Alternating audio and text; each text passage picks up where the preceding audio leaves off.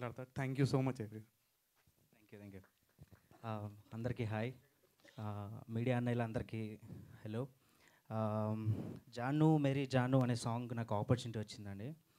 So దీనికి మెయిన్గా నేను ఒక పర్సన్కి థ్యాంక్స్ చెప్తాను. అది choreographer Vijay Binni master. Because master support చేశారు, అంటే నన్ను ఇంట్రడ్యూస్ చేశారు.